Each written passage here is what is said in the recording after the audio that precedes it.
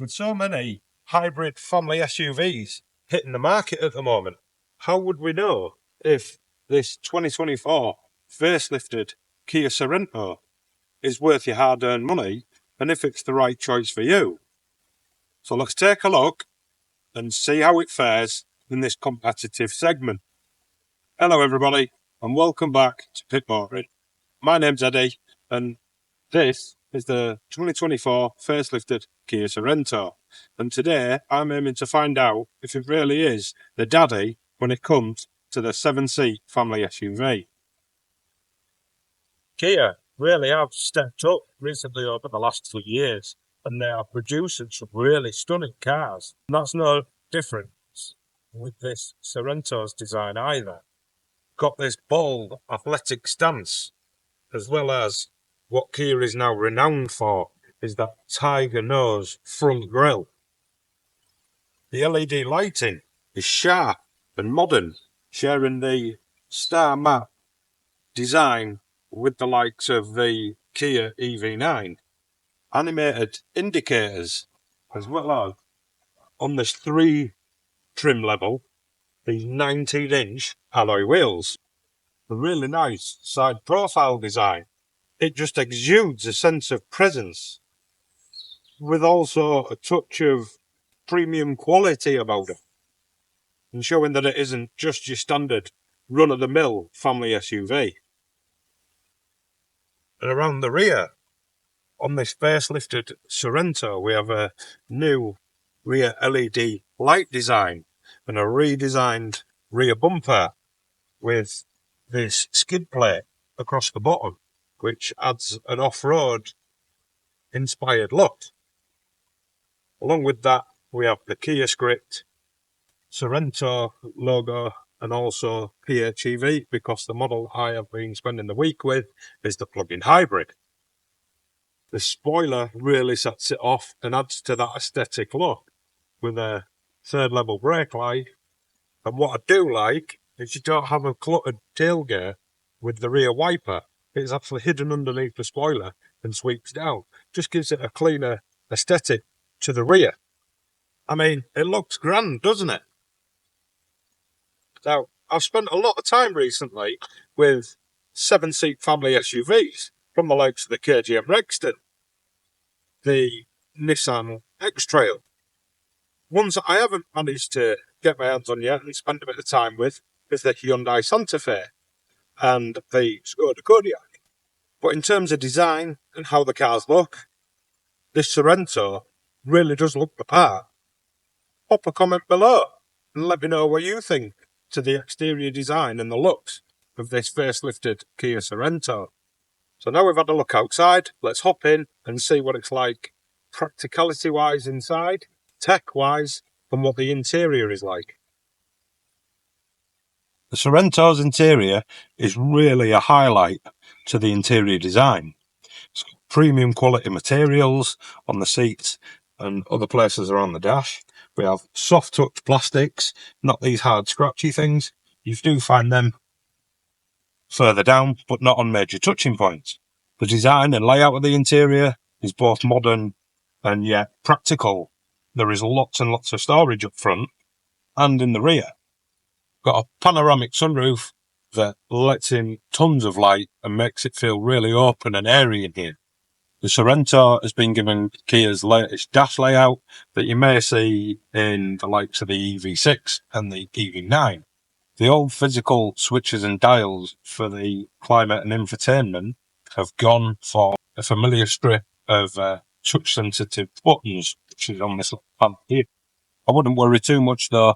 These are some of the best touch-sensitive controls out there, and they are clearly labelled and responsive and easy to find, even when you're on the move. On the top of the dash here, we've got this twin-screen setup with 12.3-inch screen for the driver display and 12.3-inch screen for the entertainment.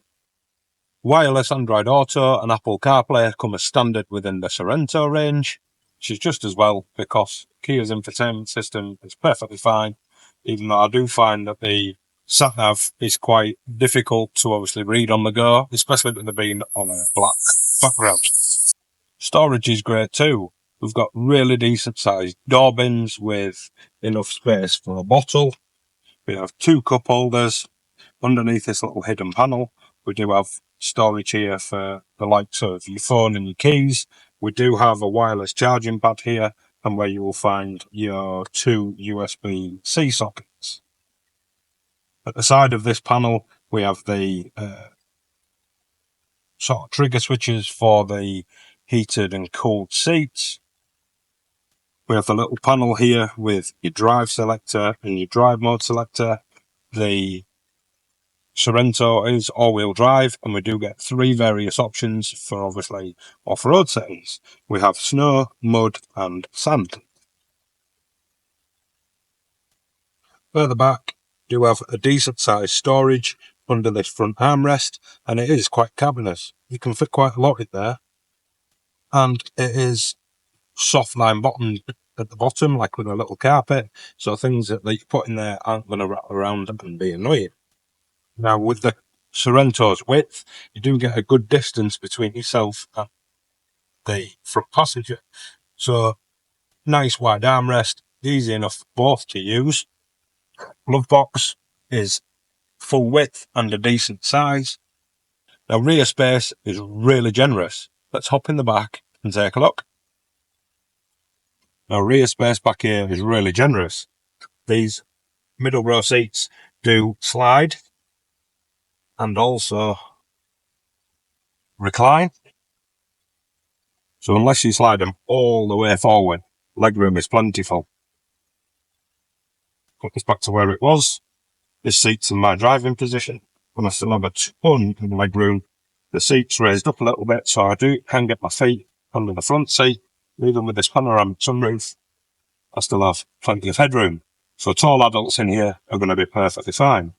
There is a very minimal hump in the middle of the floor, so even when you do go to sit in the middle seat, you're not going to be in the feet up position because you've got that big exhaust tunnel.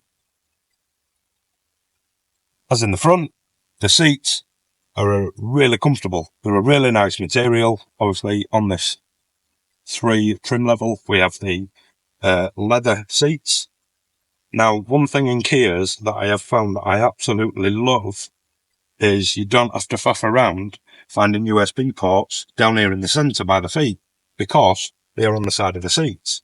That's really clever. So if you do have a middle passenger, they're not going to be tripping over and getting tangled up in the wires when your kids are charging their devices while on a family trip. Door bins are quite small. You can fit a little bottle in there, but you don't have to use that for a bottle, because in the back we do have a cup holder on the actual door. Thumbs up for that, Kia. On these 2 outer seats, we do have the heated function and ISOFIX on both outer seats here in the middle row, but also in the 3rd row, we do get ISOFIX points on those seats too, which is something that you don't always see in a family 7-seater. The whole range of the Sorento comes as a 7-seater. From factory, that's what it is. You can fold them away into the floor, but surprisingly in this, it's one of the biggest that I have actually tested. You get more room in the 3rd row than you do in the likes of the Skoda Kodiaq and also the Land Rover Discovery. So let's hop in the boot and check out that 3rd row. Getting access into the 3rd row is relatively easy. There is a button just on the side of the seat. Press that, folds and slides forward. So I'm just going to hop in.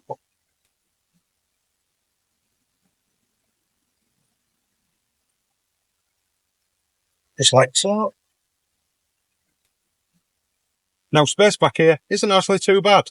Some of the 7-seaters that I have tested lately, I have struggled a little bit with legroom in the rear.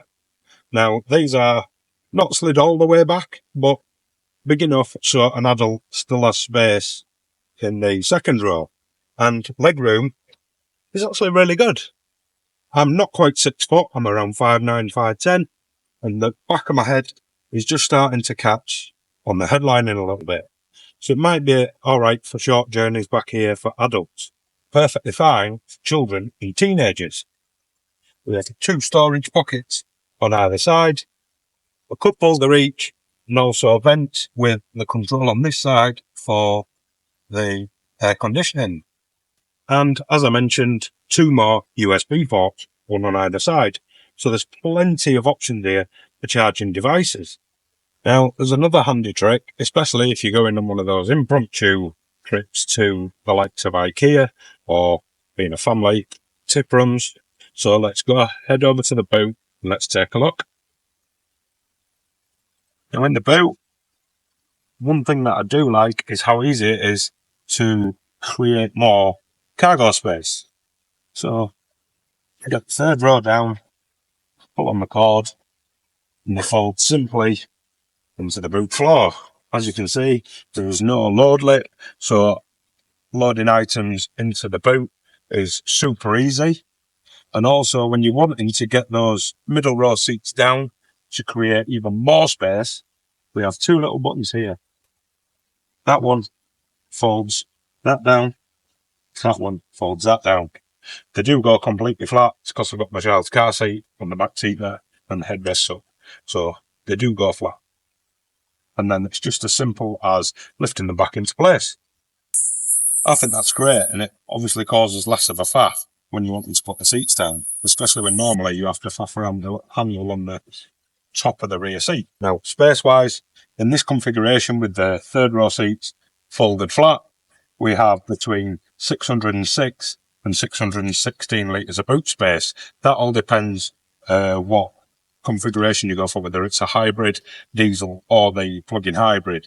You have less space in the plug-in hybrid because obviously it accommodates a larger battery. With all the seats folded flat, you have a massive cavernous space, perfect for collecting wardrobes and the like from IKEA, from 1,996 litres up to 2,011 litres of space. But with these third row seats up in place and in use, Kia actually haven't released actually how much space there is here, but it is better than the likes of the Nissan X-Trail and the KGM Rexton that I tested recently. You do have a little bit more space, and there is more space between the top of the back seat and the boot lid, so it's easier for adding travel items such as like a small carry-on case and small suitcases. Perfect for a pushchair, pram, travel system, whatever you use for your child, are perfect for that big weekly shop. Super ease of use too, with automated tailgate. Seems to be standard across the range of every car nowadays, doesn't it? But it's always super handy to have, and you can open it from the push of the button on the key. And it will also work just from the push of the button on the key.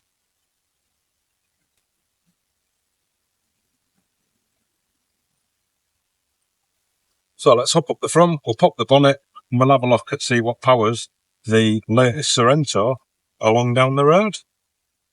Now, Kia have offered us 3 choices when it comes to the powertrain. There is 2 hybrid petrol powertrains and 1 diesel. The cheapest electrified option is the mild hybrid, and one that I would recommend you go for over the plug-in hybrid. It's a self-charging hybrid which combines the 1.6 litre turbocharged petrol engine with a 44 kilowatt hour motor and a 1.48 kilowatt hour battery pack, which overall produces 229 horsepower and 350 newton meters of torque. Now, you might be asking, why would I recommend that over the plug-in hybrid? And to be fair, this plug-in hybrid that I've spent the week with, I haven't charged it. I've just driven it like a normal hybrid. Obviously with the regenerative braking and just normal driving around, producing the charge itself, just like you would in a mild hybrid. And it's been super efficient. I've had 46, 47 miles to the gallon out of it. A lot of that driving has been around town. So I would see it improve on a longer run and into the over low 50s and mid 50s. The plug-in hybrid model though is a little sprightlier. The system's been based around the same 1.6 litre turbocharged 4-cylinder petrol engine, but it has a more powerful 67 kilowatt hour motor and a larger 13.8 kilowatt hour battery. Power increases to 264 brake horsepower, although the torque remains identical at 350 newton meters.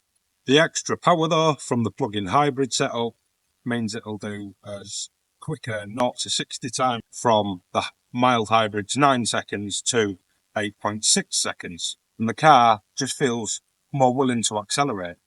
But I don't have the option to charge at home, even though I was supplied with a 3-pin house plug to be able to charge it. I haven't done that.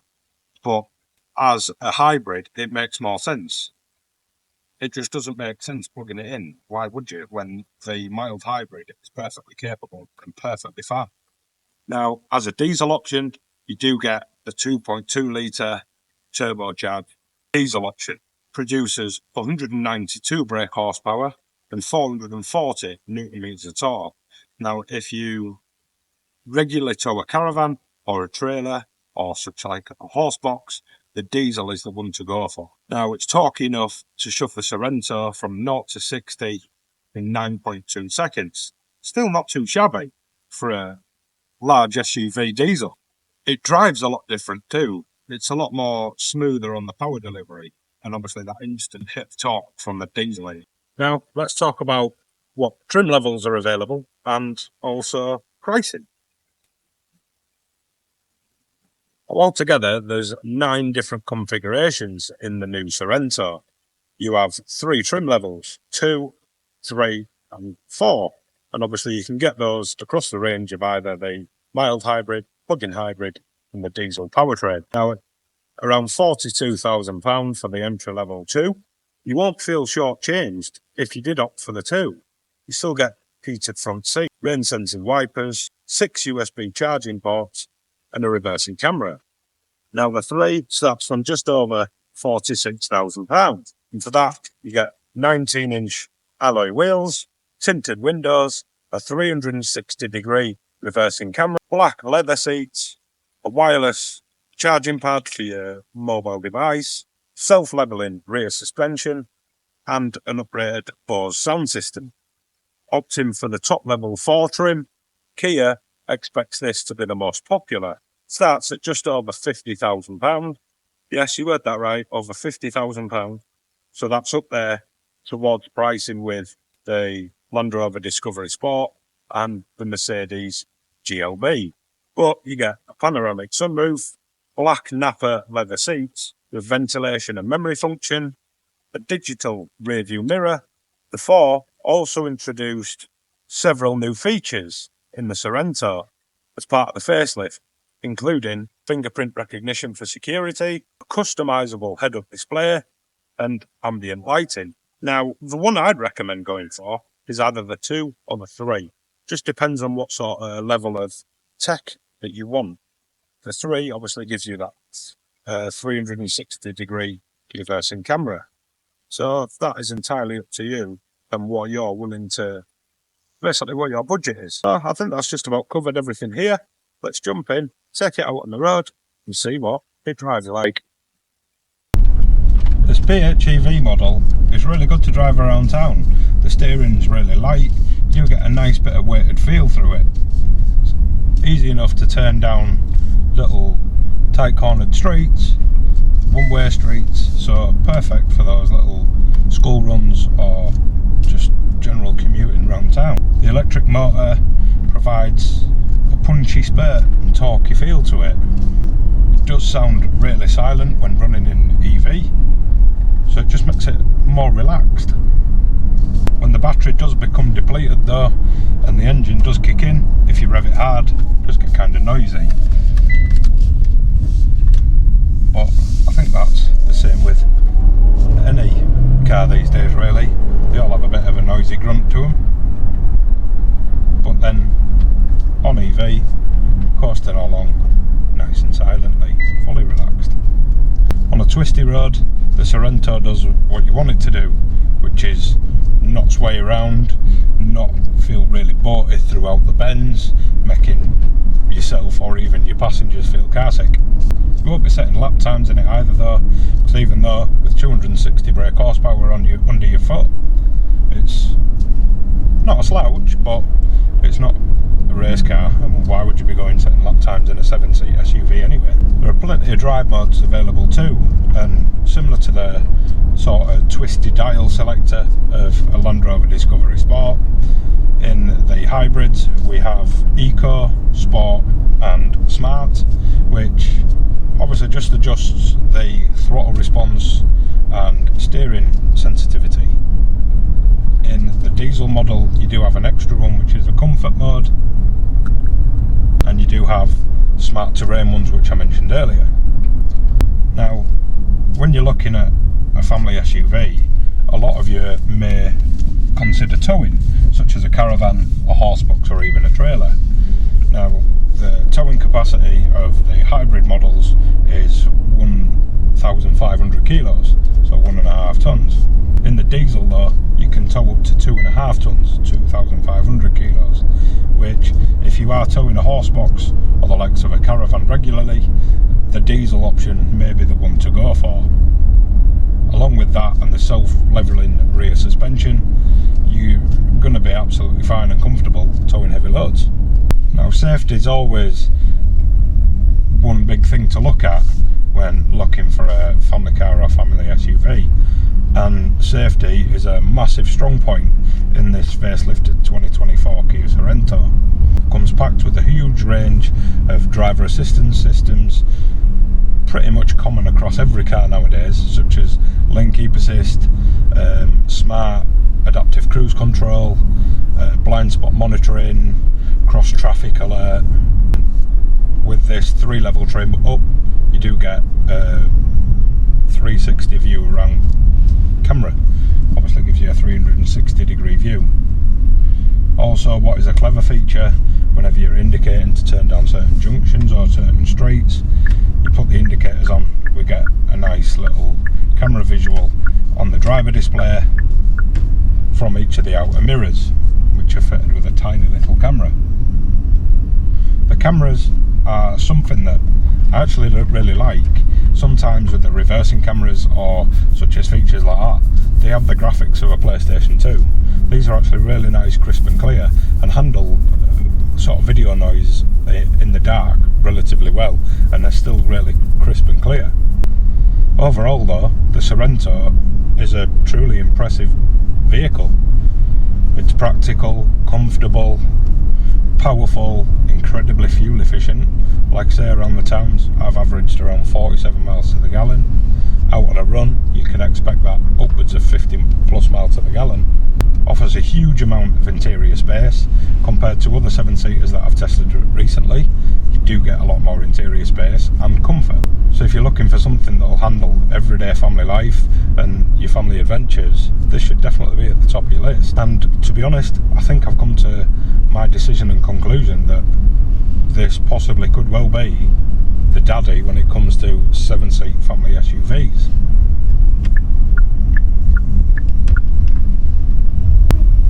I would like to try out the Hyundai Santa Fe and the Skoda Kodiaq though, just to double check and make sure of that decision, because they are also up there with this as well. So, what do you think? Is the Kia Sorento the daddy of the 7-seat SUVs? Let me know in the comments below.